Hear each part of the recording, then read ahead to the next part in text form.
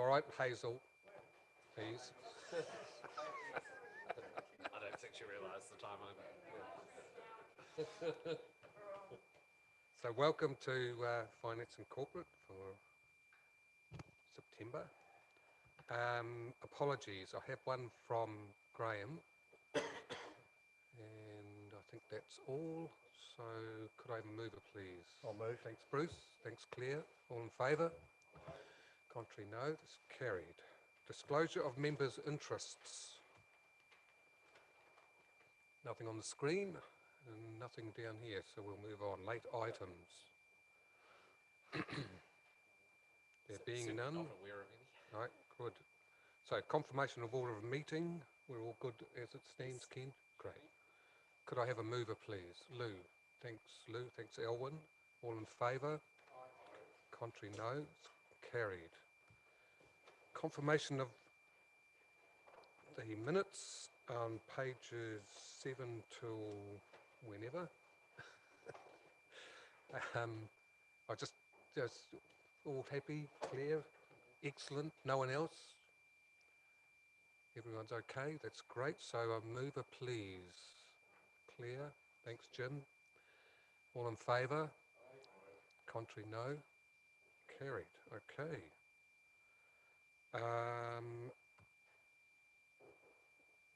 Yep.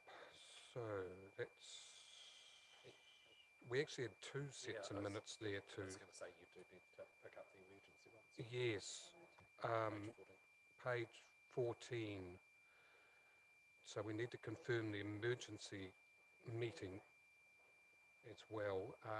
So all happy? I'll see who's on the screen would like to move this. Roger, thanks Liz. All in favour? Contrary, no. It's carried also. Okay. Now, tab 6 or item 6, Hamilton Waikato Tourism Annual Report. Jason, welcome. We do have a space for you at the...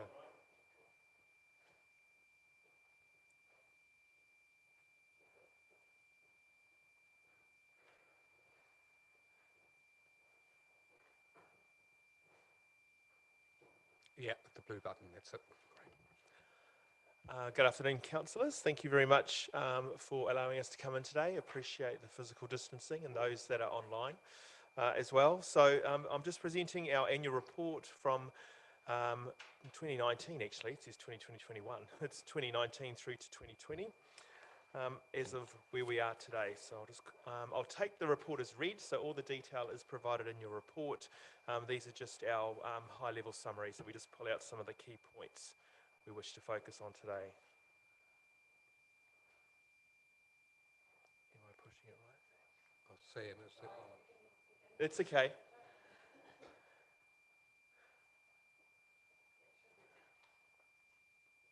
Brilliant, thank you. So although we've been hit by COVID, as we know, domestic visitors have been returning in flocks back into the region. We've had a bit of a blip with the Auckland lockdown, but we've managed to still recover at a level 2.5 out of Auckland. Aucklanders are still returning to the region now to do business and for holidays. So as at the end of June, tourism brought in 1.417 billion, so we have had a reduction, and I'll talk a little bit about YPA's figures shortly. Domestic, again, is still our hero, so bringing in 1.111 billion at the end of June. So we are pretty much focusing very hard on the domestic market to help us economically recover in the tourism sector. We managed to hold the 4th largest domestic visitor destination and the 5th largest international. Around 120 international visitors were still in our country post-lockdown.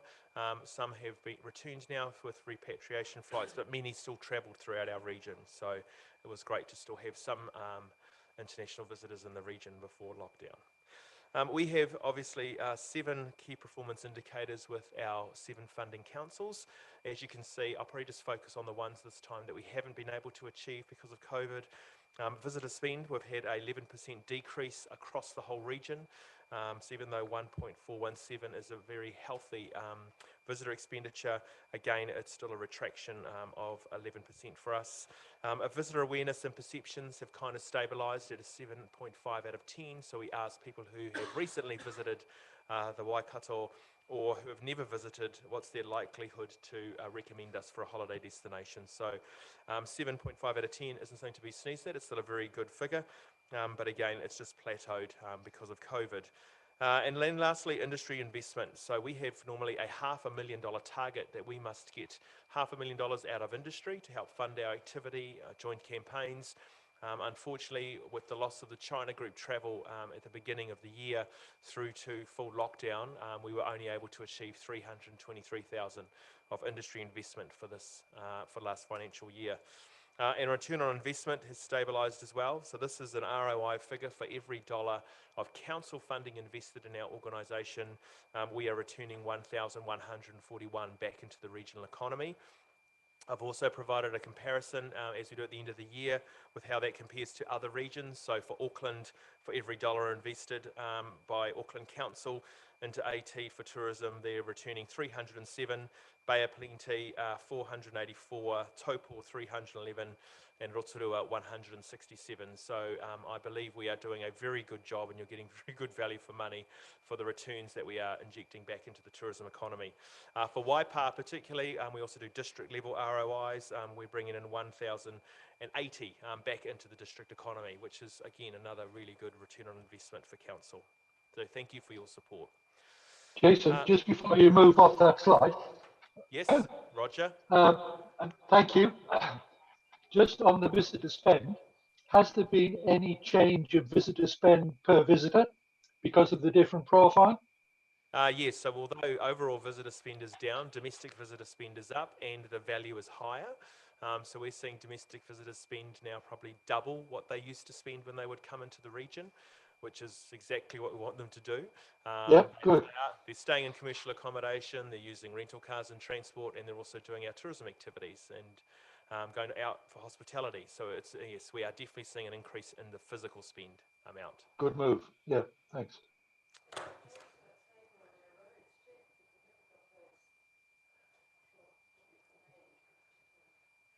Countries, origins, yes.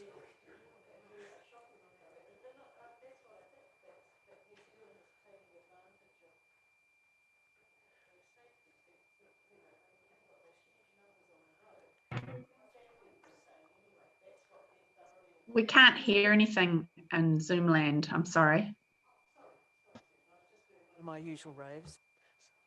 So Councillor Barnes was just saying to those on Zoom how much safer the roads are at the moment. We'll leave it at that. But what I would say though is that we do have additional camper van traffic still on our national roads. They're mainly New Zealanders now. THL obviously released the $29 camper van deal, and we definitely saw more New Zealanders now out and about on camper vans. They're actually fully booked through till March next year right now. So expect another flurry of activity around September school holidays back into the district.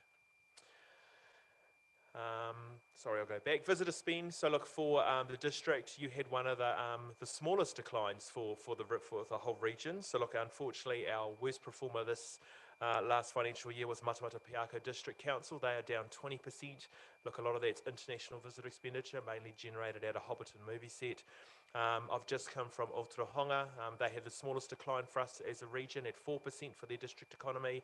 But for Waipa, again, you're only the second lowest, so well done you.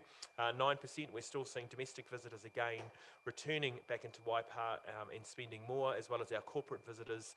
And then eventually the events, when we can have them again. I'm sure you'll hear more from Mr. Gemmell about events.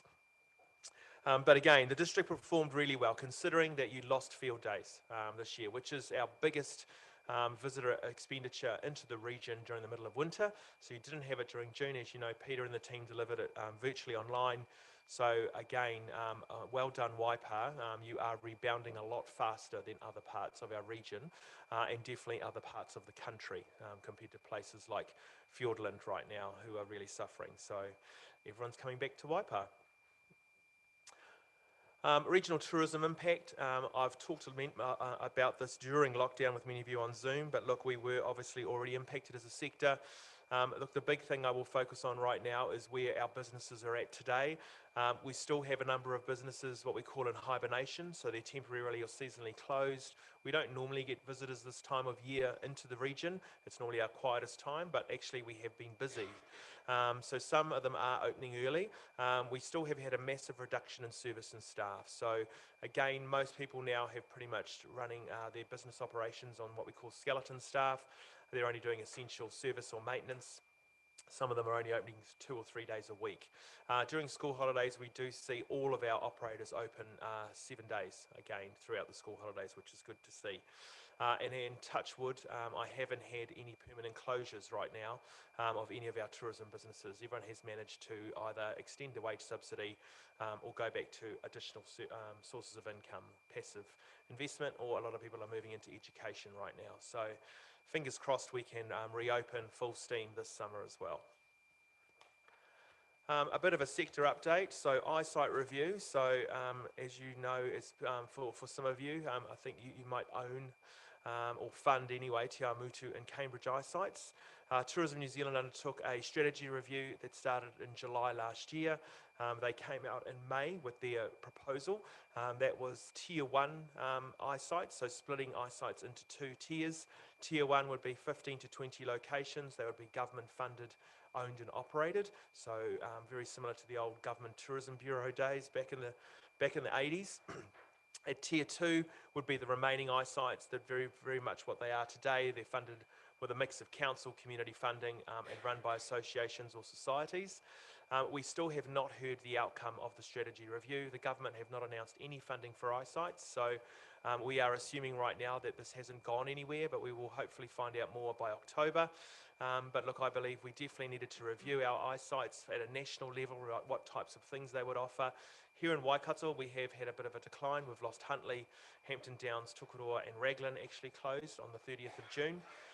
Hamilton obviously has been scaled back to a smaller site, and Waitomo and Te Kuiti we've had a reduction of service and opening hours. So we definitely need to look at the overall strategy plan for where Tourism New Zealand sees the future of our eyesights. So hopefully we will know more during October. Through the chair, the South Island closure there, it was interesting that Christchurch city centre eyesight closed down, which was a really big surprise. So. Yeah, it is. It's unfortunate ever since the earthquake, obviously their location, where they've been temporarily put to, isn't great. And to be honest, the visitor numbers haven't returned into Metro Christchurch. So the hope is, look, they would return in eyesight one day back into central Christchurch CBD. But there's heaps of visitors in the region. There are. Christchurch and Canterbury. Yes, definitely.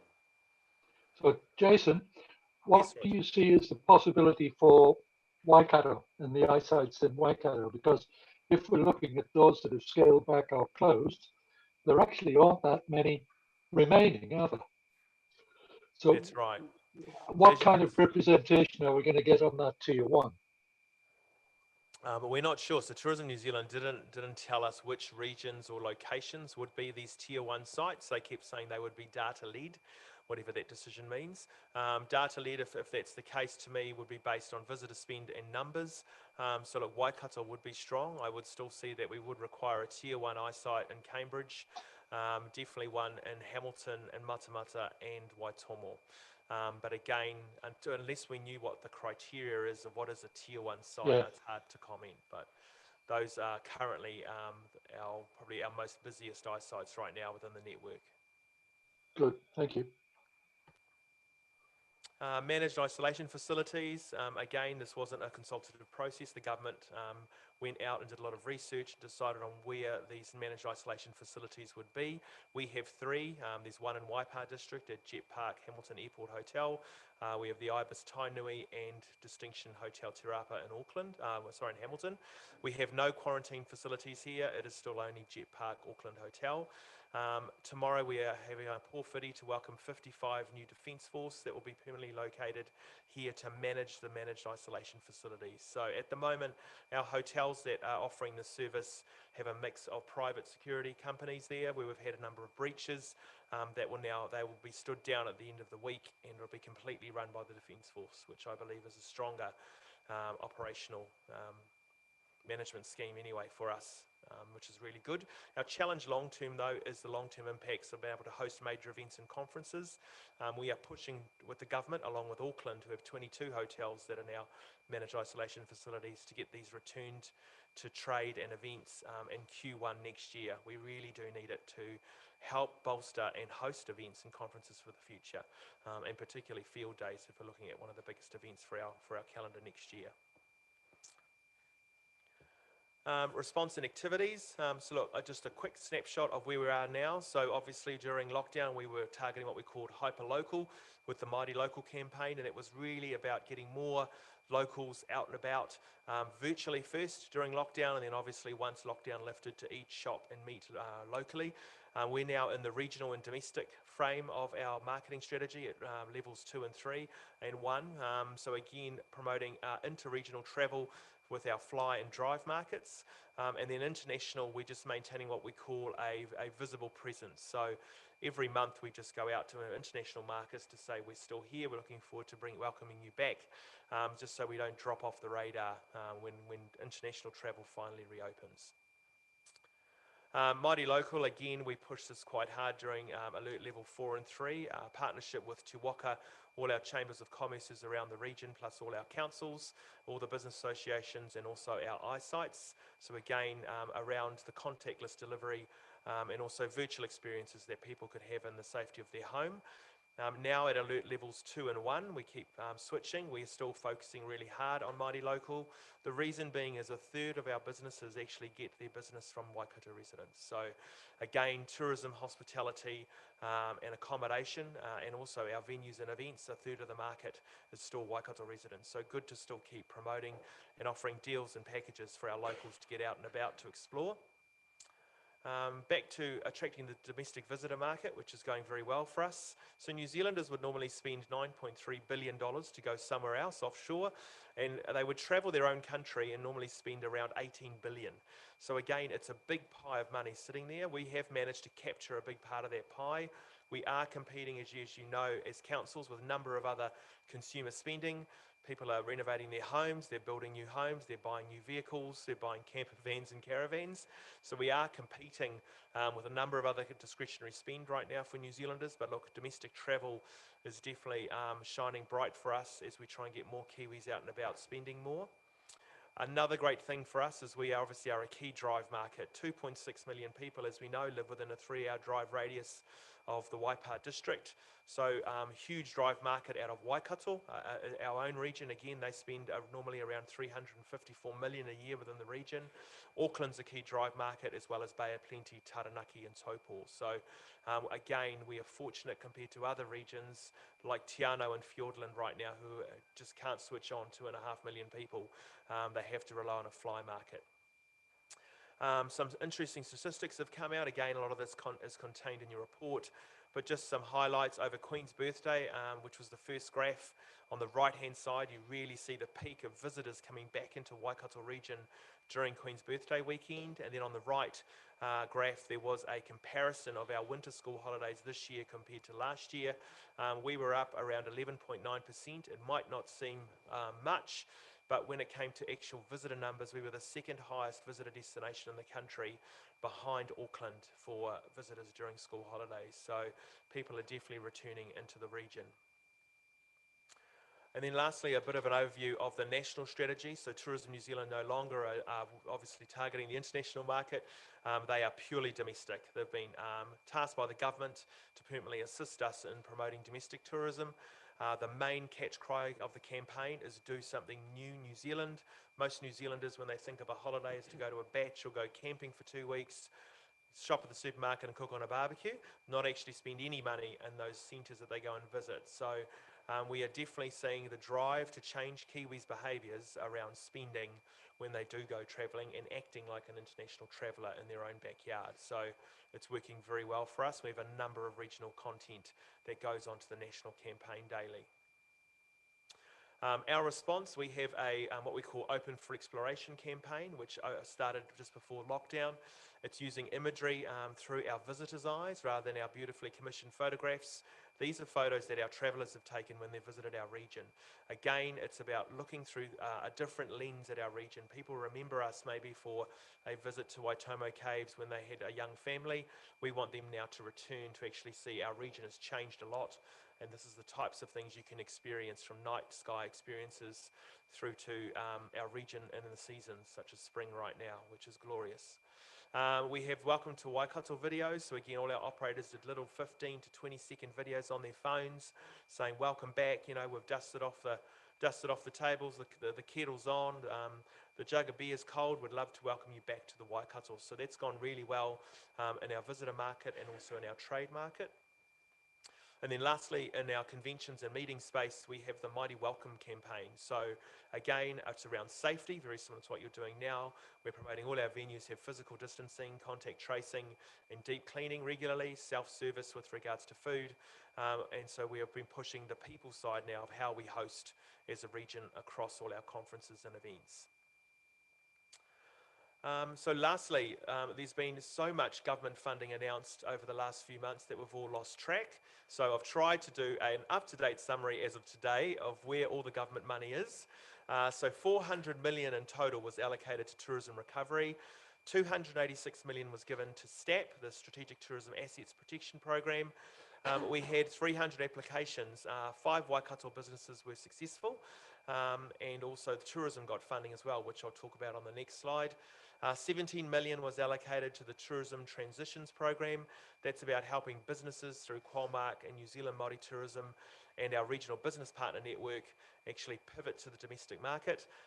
Nicola from our team has been seconded into Te Waka to deliver the Tourism Transitions Program for Waikato businesses for tourism. 10 million has been allocated to digital capability. No idea about this fund. Announced 2 weeks ago. No criteria, no detail yet from government or MB, so we'll find out more soon.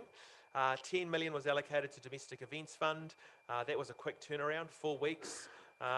As a region, because 10 million across the whole country isn't a lot, it was to try and protect our domestic events in our region at least to stay open for the next 12 months. So we got around 1.12 million with ourselves, Taupo, Rotorua and Ruapehu. We were clustered together for the domestic events fund. 50 million announced last Thursday from the government on the regional events fund. This is the next exciting one for us. This is around 50 million across the country to grow existing events into what we call hero events, or develop new events to drive visitors across the country into our region for an overnight stay. As a cluster, Rotorua, Ruapehu, Taupo and ourselves have been allocated 3.75 million. The 4 of us are now getting together. We've been appointed the lead entity for the sub-region. The 4 of us are getting together, and over the next 3 months we will be developing an investment plan for MB, and hopefully we can access that funding from December for then events to apply, which will be fantastic. So we can do feasibility studies on new events. We could provide seed funding for events. We've always said, wouldn't it be great to have a X event here? Or potentially we might have one of our existing events that we really want to grow to iconic status. 10 million has been given to Māori tourism recovery, 25 million to docks concessions waiver, and lastly around 755,000 to the government's New Zealand Tourism Task Force for Futures. So that's been co-headed by Rotorua Mayor Steve Chadwick and Grant Webster, CEO of THL. So that's about reshaping the future of tourism post-lockdown. So that's all of the government funding as we know of today for tourism. They also allocated 20 million from that fund to the regional tourism organisations, including Hamilton and Waikato Tourism. It was based on local government retaining our funding for this year, so thank you.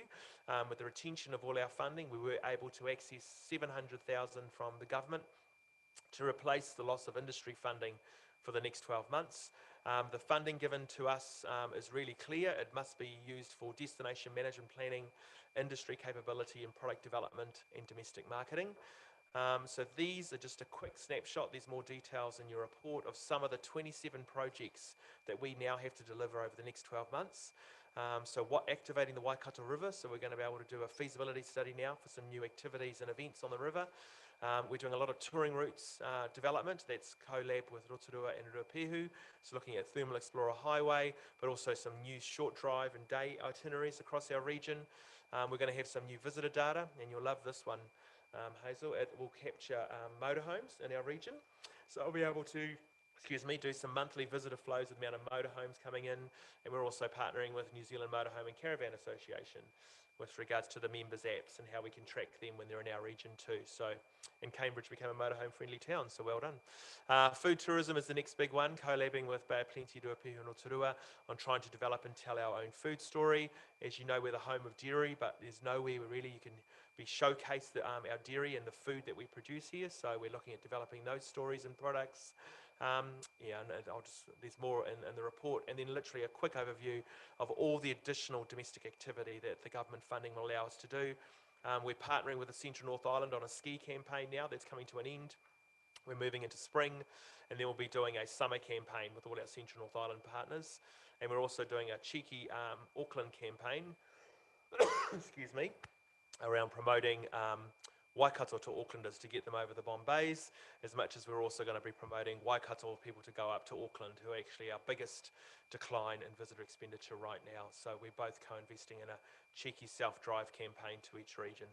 With the, and with the Auckland joint venture too, with having the Huntly Expressway being completed now and seeing the Hamilton one, it brings them a lot closer to. It does bring them a lot closer. Makes it a lot easier. That's right. And the new rail service, obviously the new rail service, which was meant to begin at the end of this year, so it's scheduled for February to Huia.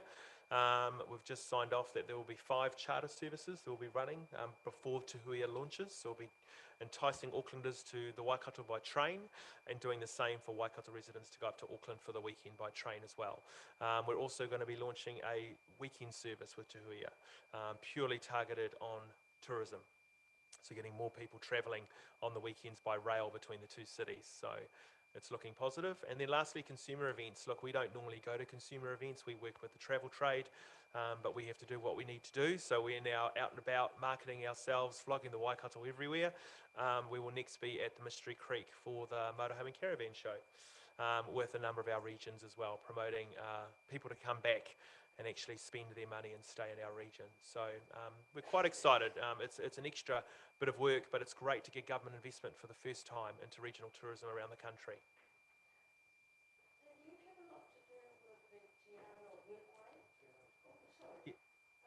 The Tiara Walkway.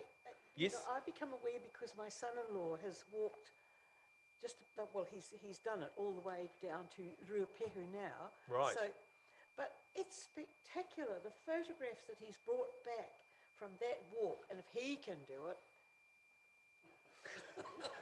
Well, that's a positive. But do you... Yes, no, so we do. So look, Tiara Walkway, which is, for people know, it's obviously goes from the Cape all the way to Bluff. There are 2 ways you can do Te Aroha. You can obviously just walk in its entirety, which some New Zealanders are doing, or you can take breaks, which is what we're kind of promoting, is every month or maybe every summer holiday, you might take 4 weeks to walk a different section of Te Aroha.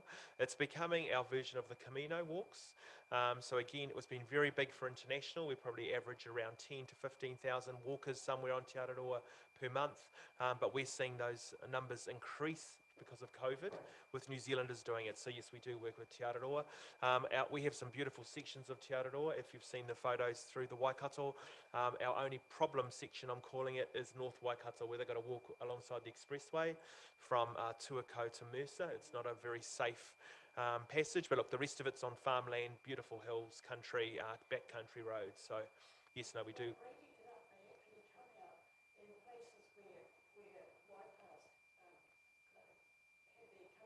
Yes. Absolutely. Yes, no, walking and cycling is really big for New Zealanders. And then lastly, look, the government want all regions by June next year to develop a destination management plan. They've released guidelines on what they want on it. The great thing I think for us is, look, we already have a tourism opportunities plan we did in 2016. It's kind of that, but it's going to be on steroids. It provides clear framework about how we should align with local government plans, which is great.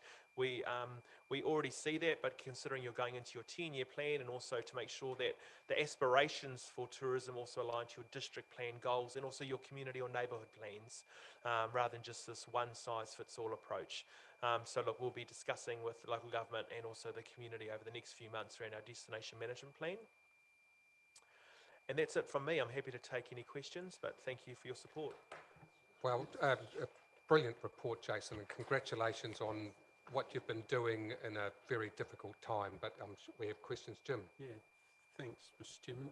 Jason, just in terms of existing events and what support there is, and in particular the field days, and is there any sign of any government support for them, I suppose, in particular?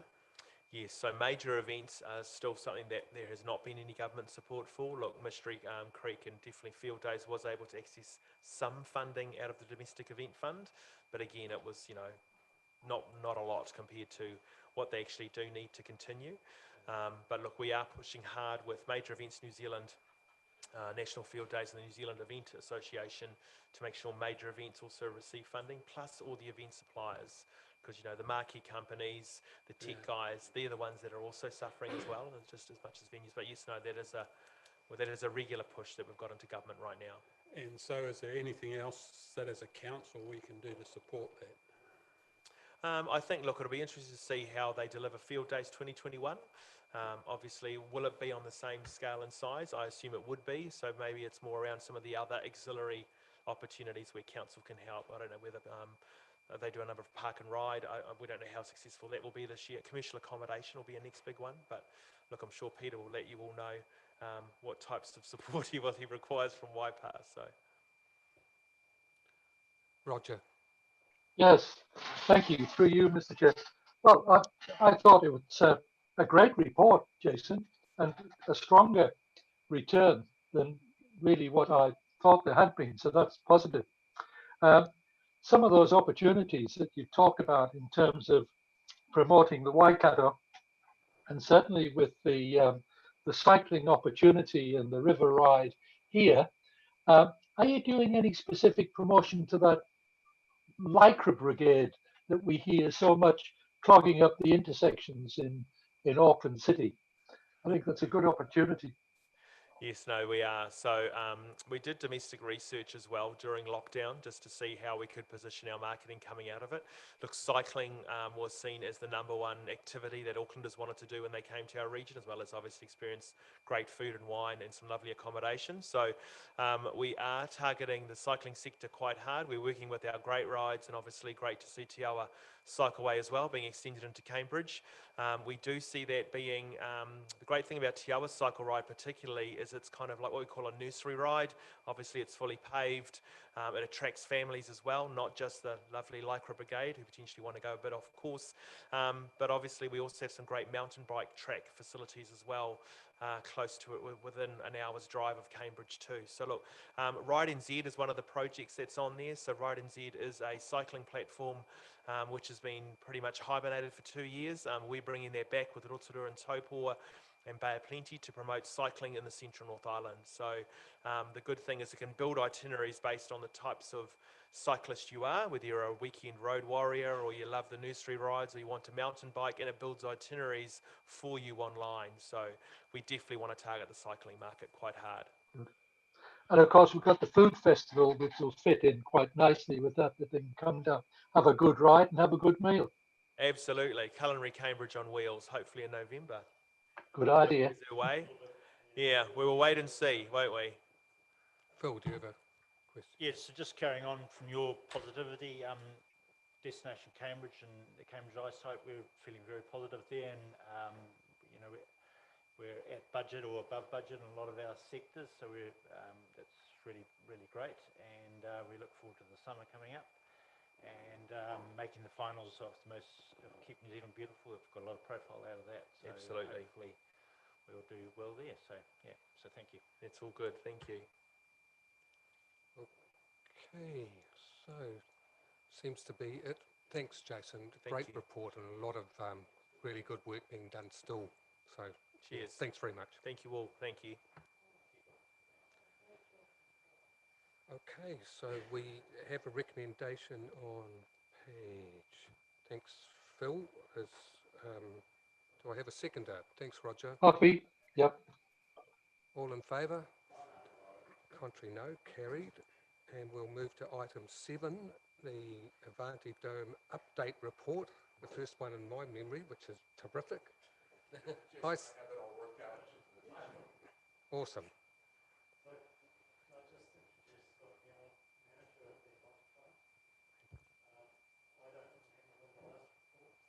Me either.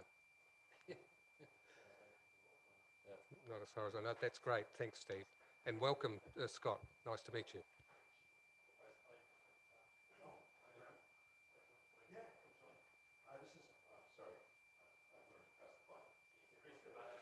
So this is Graham Ma, who's our board chair.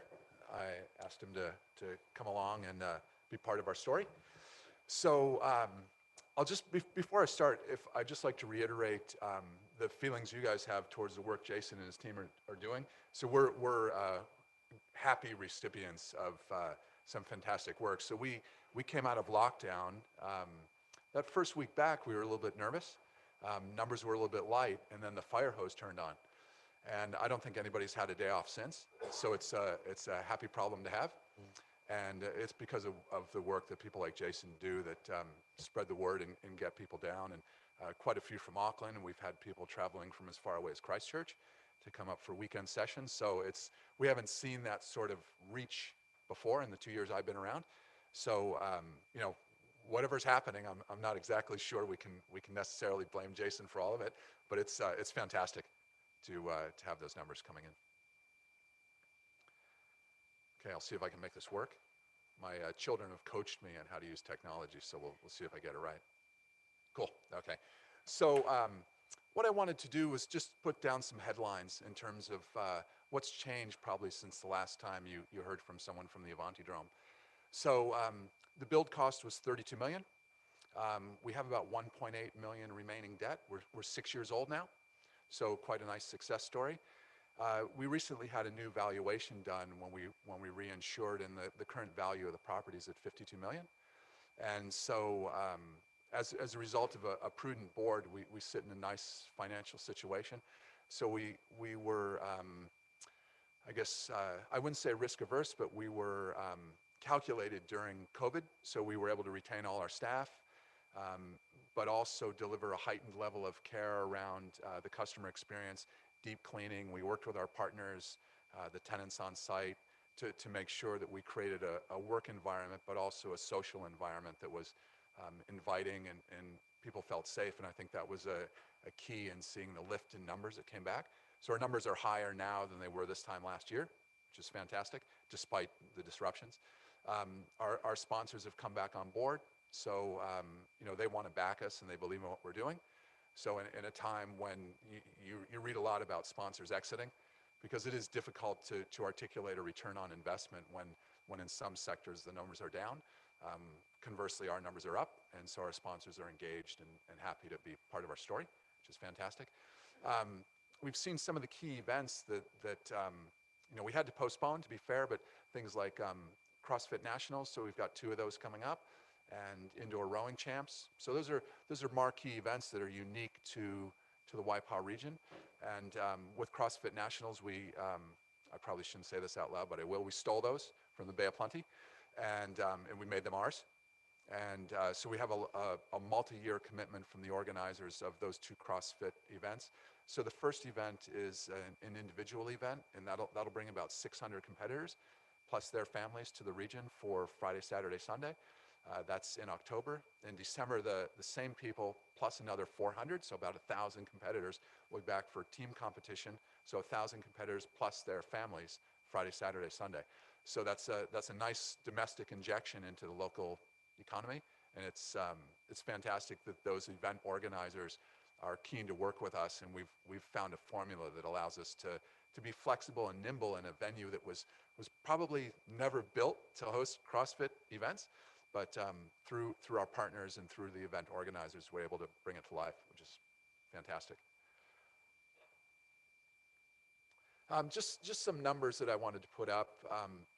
You can see black is 20, I can barely see because I'm elderly, thank you. 2017, 2018, and 2019, year-on-year growth.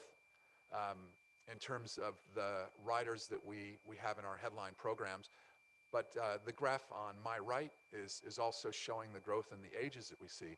So the most exciting one is the category that I'm racing towards, the 60 plus age group. So, you know, year on year, that category is growing and growing and growing. And so we've actually had some problems. The seniors, the 60 plus group, don't really like the younger kids. So we've had a little bit of a coup in the gym, and they've thrown the kids out of the gym while they're in their sessions. So it's pretty special to have some people there that care enough about it that they actually want to take ownership of the space, and they want to take ownership of their own fitness and well-being. And so 2 days a week when those senior groups are there, they come in mass in their e-bikes. So they ride up the cliff from the Tawa Trail, and they park their bikes, and they come in and they take over the gym. And then they after the gym sessions, they take over the cafe. So if you're in the cafe at say 11 o'clock when the senior session ends, they sort of bully you out of the table, and so you have to kind of plan your dining around those sessions. So it's really a cool thing that's happened since we've reopened after lockdown. Whoops, sorry.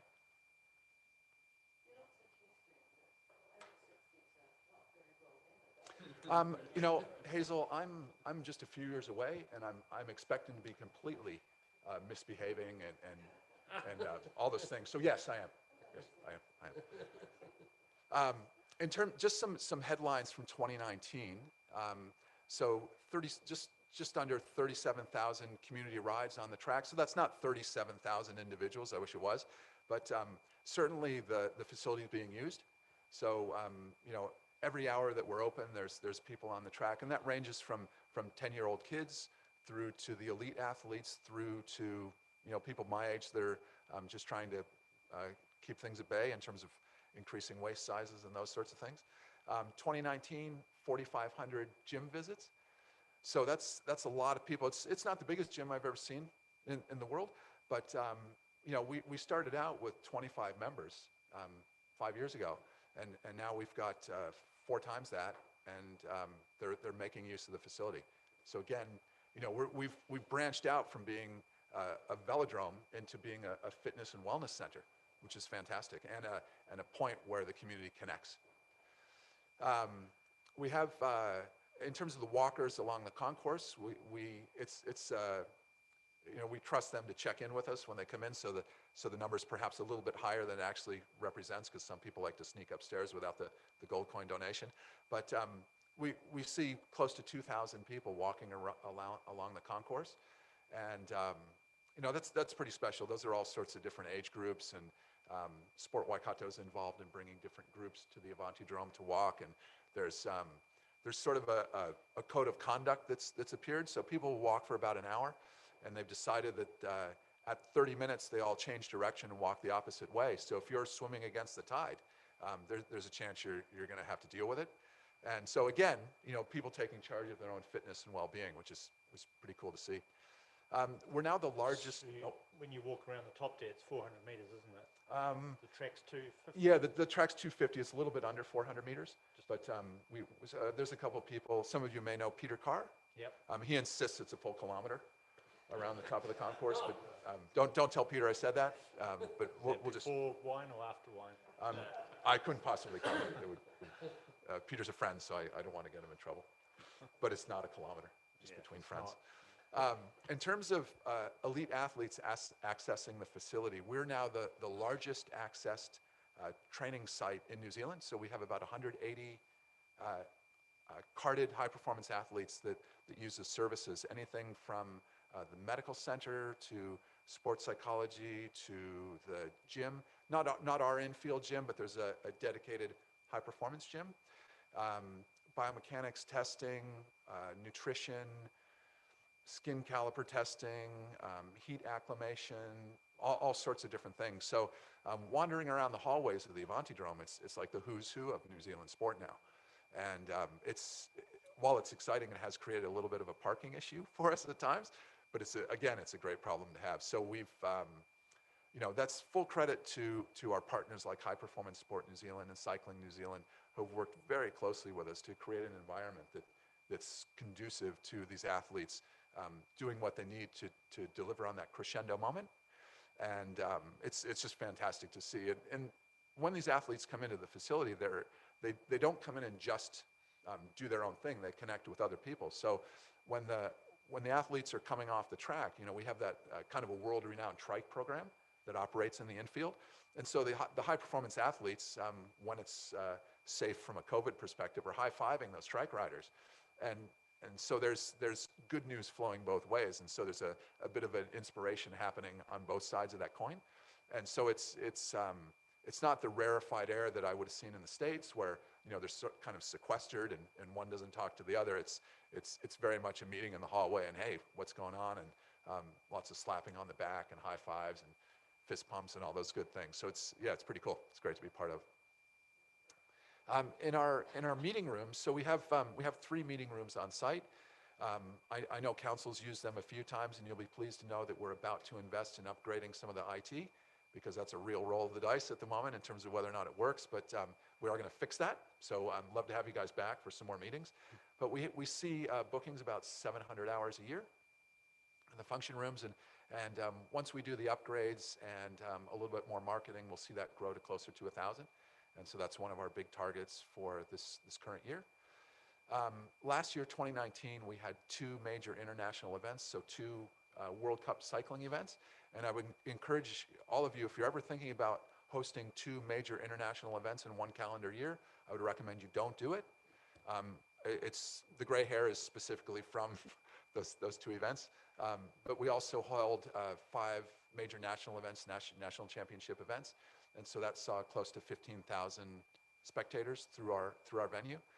Those events are traditionally staged by our partner Cycling New Zealand, and then we provide the venue, but we partner with them to ensure that the venue is up to speed and that the security protocols are in place and everything is there so that effectively the event organizer has a perfect blank canvas up on the wall, and they can put forward a bespoke experience for the spectators and for the athletes, and that becomes our very best marketing tool, is when we support great events, it goes global, and as a result we end up with teams like Canada was here last year for 6 weeks training, so they can train anywhere in the world, but they choose to come and train at our venue, and the same with other teams that are also knocking on the door as soon as they can travel. They want to come down. Our track is fast, the community's embracing, their dollars are strong here, and it's the right environment. The roads for them to train on around the Waipa are some of the best in the world. They can be flat, they can be hilly, they can be windy, not windy, whatever they need to stimulate different training outcomes. So, fantastic. Any questions so far? Yeah. Great, okay, I'll keep moving. So this is a little bit about who uses the track. There's often a lot of talk, the track is only just for elite athletes, but the little green sliver is elite athletes, and the black sliver is regional performance hubs. Those are pre-elite athletes. The big part of the pie is the community, and so through our junior program, through our racing, through our different outreach activities, the high performance part, they pay for the use. Nobody gets in for free, but it is really a community facility that happens to be utilized by high performance athletes. It's not the other way around. And just something worth clarifying, because it is something that people sometimes forget about. They might stop in and they might only see the high performance athletes, and they think, well, what happens the rest of the day? A whole bunch of stuff happens the rest of the day. So there's hundreds of school kids that go through that place every month. There's hundreds of people my age. There's hundreds of moms and dads and all kinds of people that come by and they use the facility, particularly when it's wet. So when we see bad weather coming, we get quite happy, a bit like farmers, I think. Cool. Just on that, you guys have done that really well, because we'll all remember that particularly the older generation really poo-hooed this, Sure. spending this, and to see that community use, well, we know that community use is right up there. You guys have done that really well, and Thank you. the community have just embraced it. They love it, and they love all the athletes here, and it's fantastic for the economy and jobs and everything, so it's fantastic. Yeah, it's thank you. It's quite an interesting story. Having been involved with some velodromes overseas, we I'll take full credit for it. We sort of created a sport, so in Cambridge 6 years ago, cycling wasn't what it is now. And track cycling in Cambridge was non-existent. And right now we have 571 active active track cyclists using our facility, constantly. And that came from, a size of 0 in 6 years. And so it's interesting that the kids came in first, and then the kids bullied their parents, and then their parents bullied their friends. And so we've seen this sort of continuous growth year on year. And every year, I sit down with Graham and I say, this is as good as it's going to get. How many more people can ride on the track? How many more people are going to shoot the lock off the wallet and buy a bunch of Lycra and turn circles on a piece of wood? But every year, the numbers keep getting bigger and bigger and bigger. And so Graham's given me a little bit of a challenge for when we hit 2021. He wants to see my strategy to take us from 571 active riders to 1,000. So it's a big challenge, and I can see some more gray hairs coming in on my head at the moment. But hey, we're up for it, and I've got the team to make it happen. My experience over there has been coming to a birthday party, and then as we were leaving, all the disabled riders were arriving, and I thought, this is just amazing. And those number of disabled, and thoroughly enjoying themselves, laughing and having a great time. I just thought it was spectacular. It's pretty special. We've just, as we've worked through the COVID situation, we've just reopened the trike program in the last couple of weeks. It is a higher touch program, and we want to make sure that those people are safe. And some of them, they may not necessarily understand the precautions required. And so we've kept the group sizes relatively small, but it is fantastic to see them back in the track and whipping around. And we've got a couple competitions coming up with some of the regular riders. So they like to taunt us and challenge us to try and beat them and how far we can ride in an hour. So we've got there's one rider in particular that stops outside my office, and he likes to stop, and he gets off his trike and he points up at me, and he says, "You're next, old man." And then he gets back on his trike and rides around. So it's we've created something quite special in that trike program, and it is absolutely a point of difference for us. So what does the future look like for us? So Jason talked about some of the events that he's seen go by the wayside, and we've gone through a phase where we've canceled quite a few of our in-house events, and quite a few of the national events have been canceled, race series, etc. So my team's built regional races and regional competitions, and we've run a few of them now, and we found that these are a little bit more resistant to roving COVID issues. And so while Auckland may not be able to travel as much as they would like, other parts of New Zealand can. So we've created our big thing that we're launching in later on in October is the track ashes. So we stole something out of cricket, and we've taken a bunch of track timber, and we've had it made into a cup. And we took some of the timber and we burned it, and we put the ashes in the cup. And so we went out to other different parts of New Zealand, and we said, okay, so who's up for it? And so Auckland came back and they said, we want to be the first. And they said, but it's not fair because we can't train on the track. And our response was, well, when you win the cup, you can make the rules, but right now it's our cup. And so yeah, well, it's kind of we did steal a chapter, and so we've got Wellington's lined up and Christchurch is lined up as well. They all want to have a crack at this Ashes series, and so they'll be so we're future-proof for a couple of years to come with this thing. And so in the Waikato, we've got riders secretly training, secretly booking track time. Because people aren't goofing around. Guys have bought special gear, and they're really taking it to the next level. And so I would bet my home on the fact that we will retain, well, maybe Graham's home, that we will retain the track ashes. But it's destined to, like, people in Australia are talking about it. Nobody's ever seen anything like it.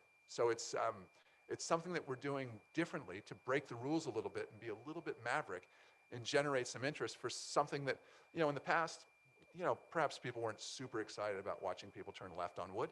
but now they are, and they want to be part of it. So it's fantastic. Also wanted to talk about the partnerships, which I've already touched on with people like Cycling New Zealand and High Performance Sport New Zealand.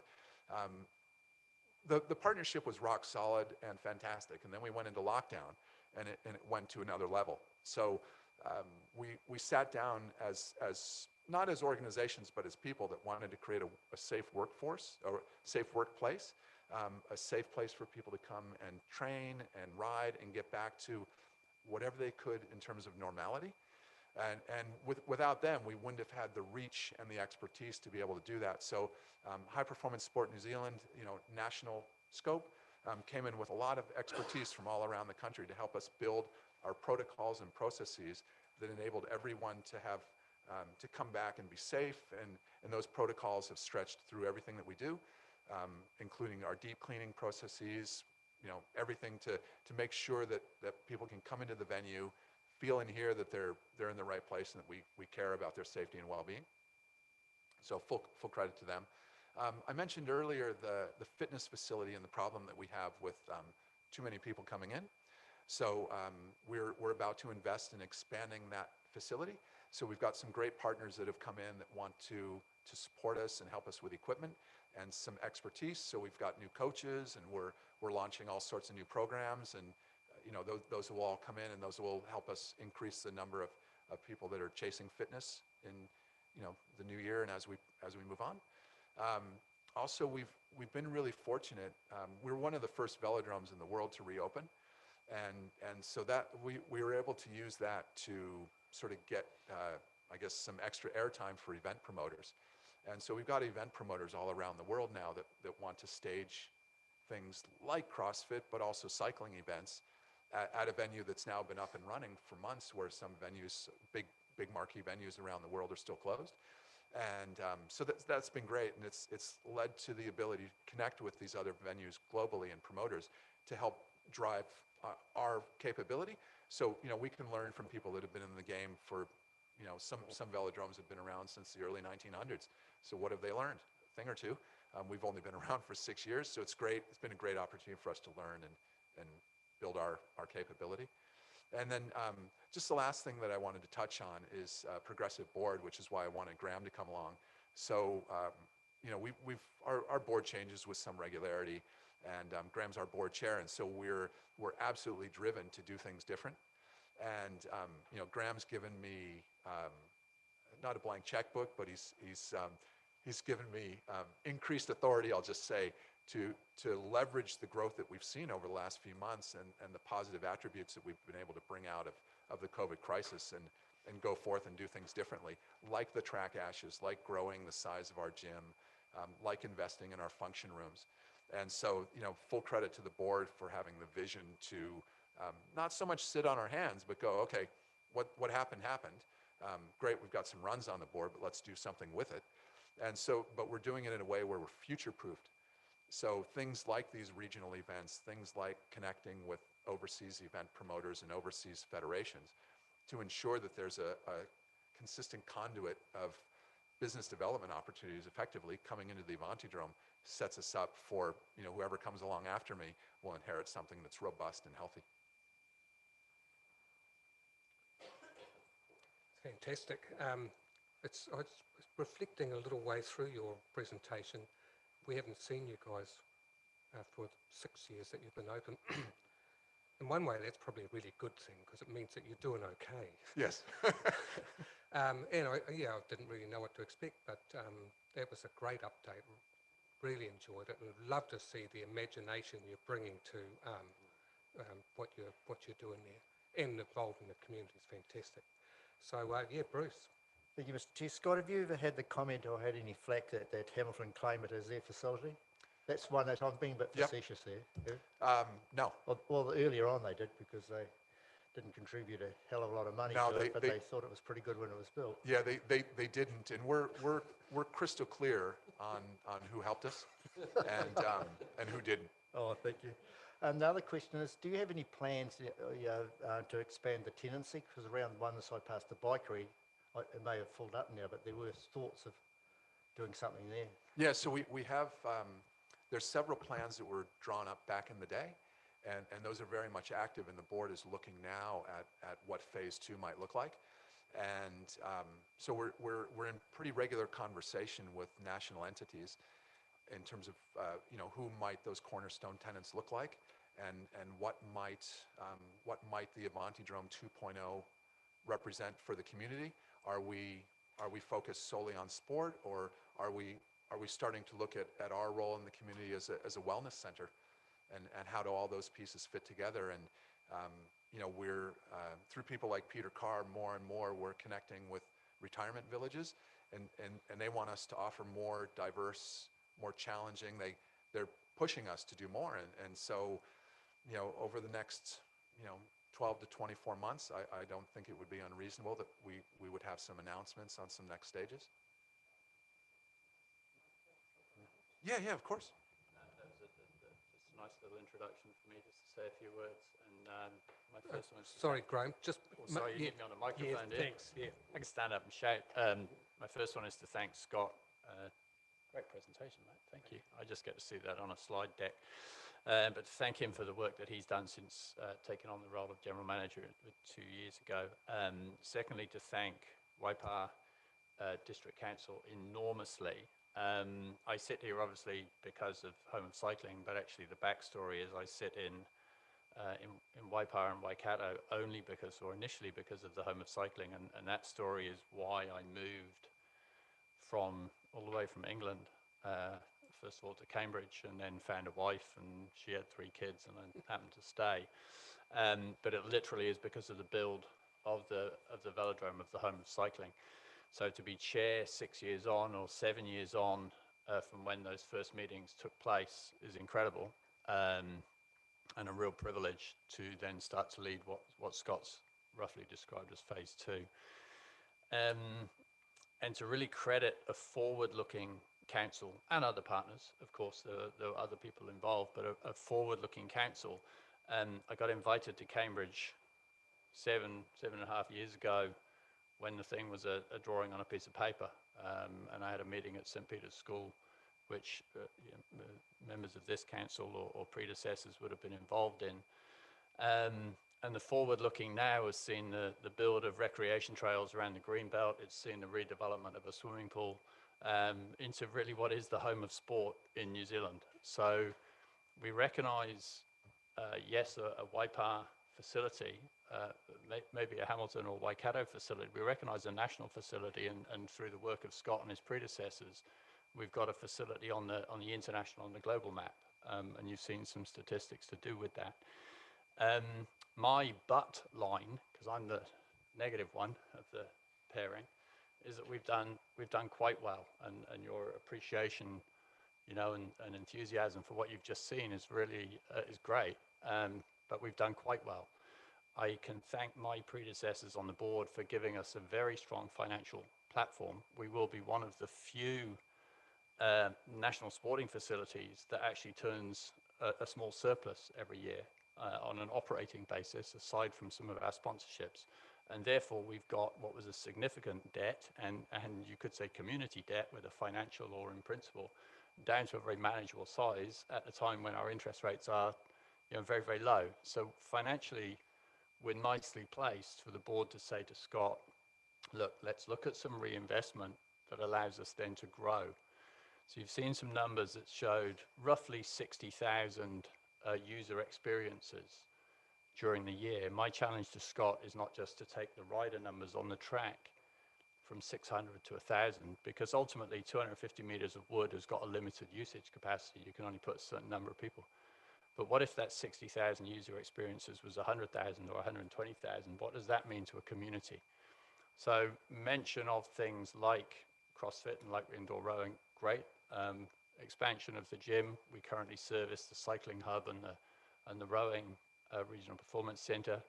But I also chair the Adastra Foundation. We think there's about 350 emerging young people in the region who could do with gym access. So currently we service about 100 of them. What if we had 350 coming into our facility? What if we got more of those retirement villages engaged? What if we had more spectator events? What if we had more small conference facility? So what if that 60,000 was 100,000 or 150,000? I've worked at the Back to Wirra Whitewater Park, where they have 2,500 local school children going through subsidised programs every year. What if that was the velodrome? If I told you the Vodafone Arena, that's about 30,000. So what if that's at what is considered a velodrome, and what if that expansion that was asked about over here does take place, and we actually do become the home of sport? We're already 180 carded athletes. We are the centre for sport in the country. What if we had more governing bodies? I brought triathlon to Cambridge, the National Triathlon Programme, not because we ride on a track, but because it was the best place to be. So what if alongside cycling and rowing and triathlon and canoeing, there's conversations with the school about golf, there's conversations about equestrian, who else could base themselves? Waikato Rugby looking for a new home. Who else could base themselves out of a facility? So that's our challenge for phase 2. Some of it may just be improving our current business operations and seeing where the new revenue streams are, and some of it may be expanding our facility. And I certainly wouldn't intend it to be another 6 years before we talk to you again, because it's an exciting time. So we're re-engaging with a number of our initial stakeholders. We've got a meeting in 2 weeks' time with Alistair Jones, Vice-Chancellor of the university. They've got some ambitions in sport, as we know. They've got a small foothold in the facility. What if it was bigger? AUT operated a whole postgraduate faculty out of the Millennium Institute for Sport and Health. So what if we could leverage some of those things and extend that community use? We protect the high performance side and extend the community use. And my final credit then is Scott's done all of that. He's got a full-time staff of 4 people. So it's a great credit to all of that team. Thank you, and thank you guys for your support, and we'll definitely want to be keeping in touch. So. Brilliant. Well, great to meet you both, and awesome facility, obviously, but great to see it being utilised and managed so well. So, yeah, fantastic. Is any other comments? Or it looks like we're all very happy. Yeah, I'd only confirm the comments around the table, and thanks you guys for coming. It's it is I suppose I was going to say it's a big relief for council when something goes this well after all the flag. I wasn't around when the decision was made to build it. Well, very thankful it was, and it's fantastic to see such a positive result. So, hey, thanks for all the efforts, and great for the community. Fantastic, yeah.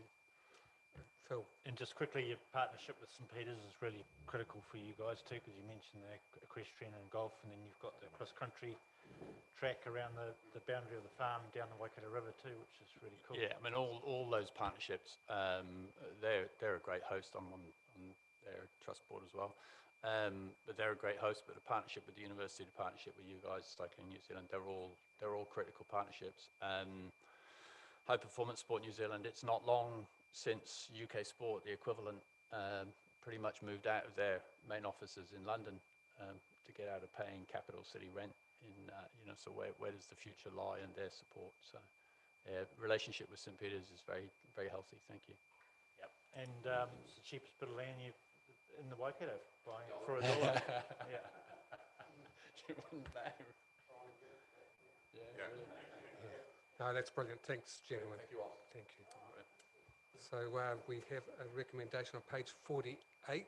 Phil, like to move. Elwin second. All in favour? Aye. Contrary, no. No. It is carried. Awesome. Item 8, ladies. Nada and right. Nada. Okay.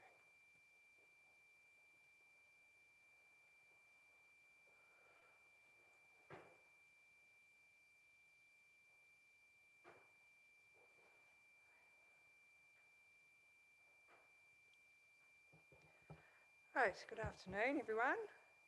We have the financial results for the end of August, and at that stage the operating income was currently at 14% of forecast, and the total operating expenditure is at 13% of the forecast.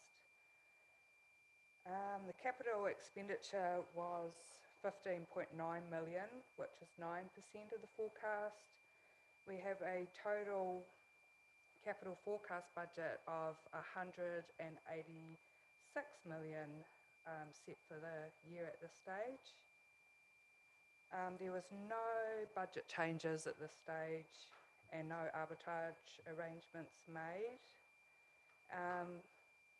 Rates of 65.9 million have been set for the year. We have an outstanding from prior years of 340,000 and the balance outstanding of 910 for the current year. And the water rates, we have 3 million that's been invoiced for the year and 1.3 million of that is still outstanding. And then I take the rest of it as being read. That's pretty much it for this report. Is there any questions? Thanks, Nada. Yeah, any questions? I had a couple of queries which have been answered. Thank you very much. That's right. But yeah, there's nothing further then, I guess. Great. Short, sweet. Right. And it was easy. Yeah, like those ones. Thanks. Okay. Do I have a mover, please, for the recommendation on page 51? Double check that. Jim, thank you. Seconded by Claire. All those in favour? Aye. Contrary, no. Thank Carried. you. Thanks, Nada.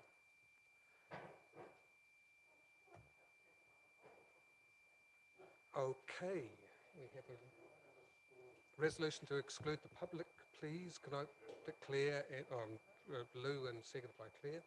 All in favour?